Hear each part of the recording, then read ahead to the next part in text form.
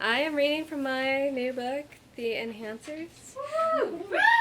And I figured I would try to switch it up a bit, and so I picked a section that starts media res. So maybe a few things you might need to know going into this. I'm not really sure. Is that it takes place in Lumina Hills, which is a pharmaceutical factory town that has it's a hub of research and development. The people in this town are connected to people in other factory towns, but they don't really reside or spend time in the space between these towns or in nature. Hannah is a teenager who is the protagonist of this book, who has just started an augmentation called valedictorian, which is a mental augmentation, and she really doesn't like taking it. She is resisting it, and her parents, Harold and Judy, the section I'm reading starts off with them. And the other thing I should mention is that she has these gloves that are kind of proprioceptive gloves that are that she does to do portraits of her friends' faces and various other things. Judy walked from kitchen to table, from table to kitchen, paused, and circled again. Took sharp steps in smart pencil-leg pants, her hair swept in a bun, foundation without flaw, lists piled by her plate. Flash cooked greens with amino acid flakes, ready in 3 minutes or less. While we're waiting, why don't you tell us what you've reviewed today? Harold nodded to the cadence of her voice. I sat silent, and she glared. Harold offered, new telescopes are in place. Images are returning, peculiar craters on a distant moon, possible presence of water, possible signs of life, no breaks to be taken until analysis is complete. I wasn't asking you, Judy sighed as he forked his meat. Judy sat down and took the tiniest bite of bean, sipped a fizzy drink. Well, let me start. I have an efficiency appointment with Susan, toast and roasters tomorrow, 10 a.m.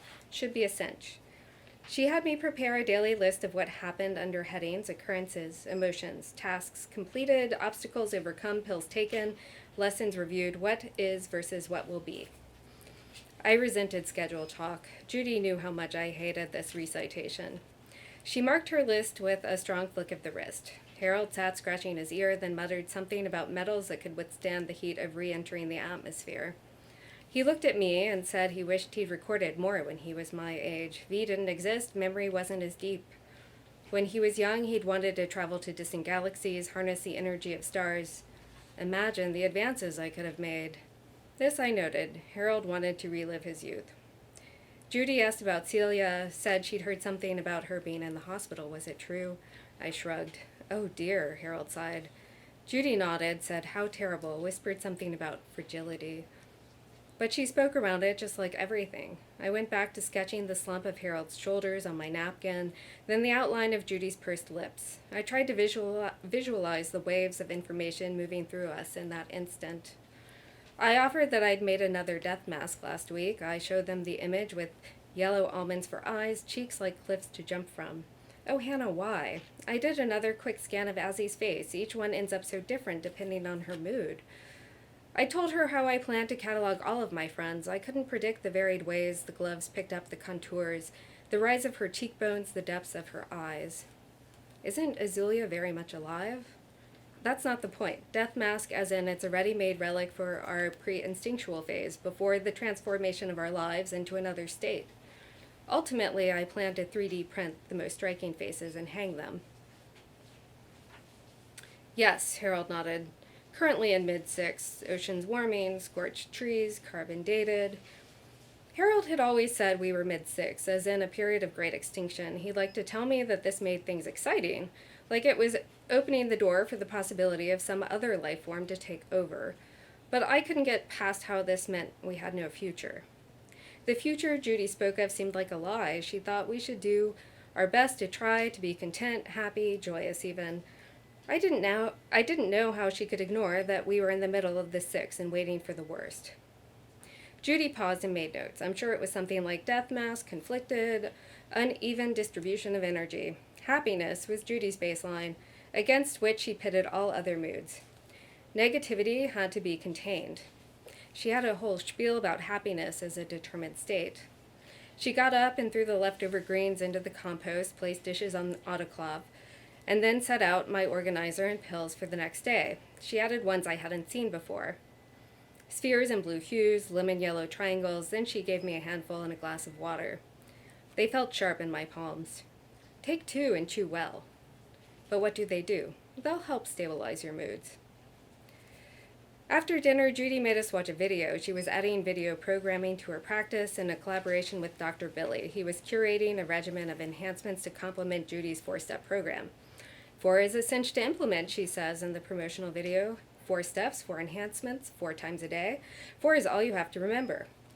Personal responsibility was something else she stressed. She's standing in front of the factory gardens and says, "You are responsible for your own sink or swim." Just like she always told her clients. Take control of your life in 4 simple steps. Seed, sprout, root, grow. It worked so well for her somehow. Judy's clients were promised results within 4 meetings. She'd helped many a weary neighbor structure enhancement schedules for their children.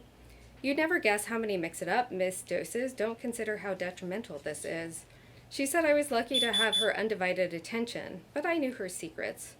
Like she couldn't function without consulting a flowchart first. No such thing as perfection, but why not try? Seeds too crowded, too scattered? You reap what you sow. When the video ended, Judy asked what I thought. I replied, it seemed exactly like she had described. She took this as positive, then grabbed my hand. Well, I have a surprise. She shared her screen and scrolled through images of a series of women lying in loungers clustered together, each in identical white pantsuits, holding conch shells in their hands. The spa's miracle mud was harvested from local caverns, and all communicative transmissions were blocked by surrounding rock formations. And despite its location beyond Lumina's limits, the spa complied with standards of communication and surveillance. A device-free weekend for inward focus and bonding, Judy exclaimed. I dreaded the idea of an entire weekend with Judy without my devices. It would stretch for an eternity. She would spend it tipping scales, calibrating and titrating and navel-gazing, and what would I do in the absence of streams? Judy insisted the weekend would be good for me, for us. She said she planned a nip and tuck, lift and suck, dermal rejuvenation for herself. For both of us, morning salutations with chatterlock and mental floss. Also, a full course of sweat and swirl, the workout in a pill, and a sensory deprivation tank augmented by Extra Life. At least it sounded like she'd spend most of her time having cosmetic work done. There's nothing worse than mother-daughter disconnect, she said, looking at me tenderly. She was somehow trying to close her distance. Judy tried to command me as if this were a form of love, and maybe it was.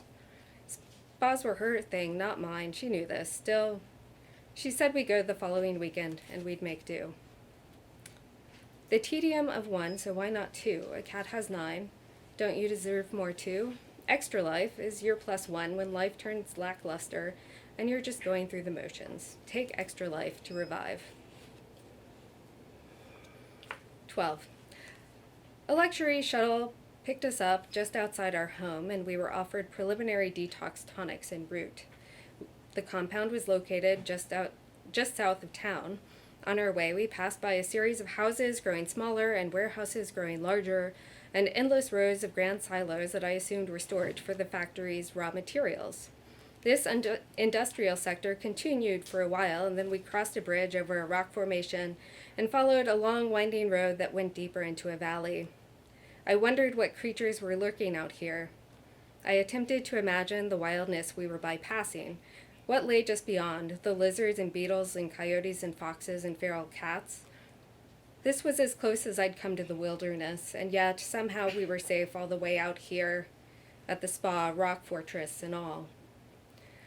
Our suite was on the 3rd floor. It had large windows and was fitted with counters cut from obsidian. Its cabinets were stocked with powders and empty capsules. It's all natural, Judy said. The room held 2 king-size beds, equipped with netting to equalize emotional forces. It came with 2 no-breathe bodysuits, 2 suits with loose-cut legs, and a stack of clean bathrobes in the closet.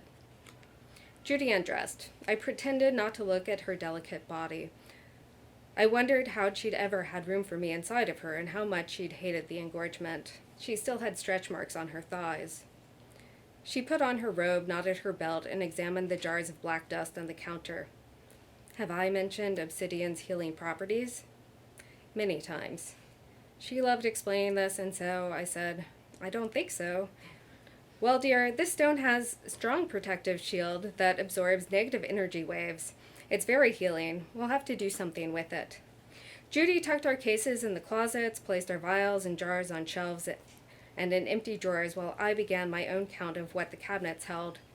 They were stocked with natural products, jars of wondrous colored dust, crushed crystal, amethyst, obsidian, isodehydrated sage and garlic, and turmeric concentrate. The bottom of each glass had an L stamped on it. They were made and bottled by Lumina. Or I assumed. I'd heard Lumina had a line of high-end products that harnessed ancient energetic forces from our forests and deserts. Some were natural equivalents, though some were imported. It seemed odd to me, considering how the forest, or really any resource beyond our township, was off limits for common use. Judy made an energy drink from a powder and our tap of purified spring water. I went out on the balcony and was impressed by the rocks and sand and what looked like an old-school satellite dish. It resembled what I imagined a desert would look like IRL, and whatever, it was much more exotic than Lumina Hills. Judy soon joined me outdoors. She said she hadn't ever heard such silence. Away from the whir of the factory, no generators, no vehicles. She looked out and took in the view and commented on the incredible specimen of nature before us. I settled into the hammock with my device in case they were lying about no reception. Then I pulled the netting around me.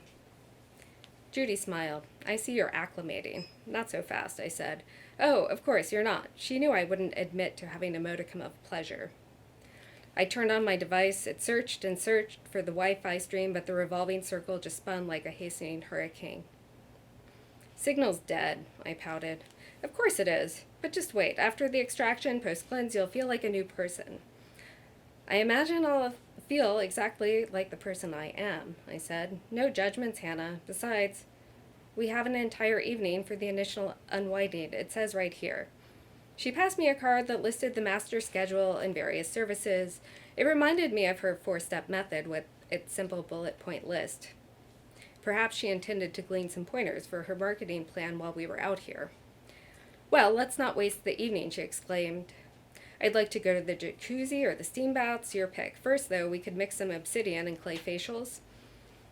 I agreed to the facial, and I said I'd decide later about the rest. I took off what the spa called my day clothes, and I put on a robe.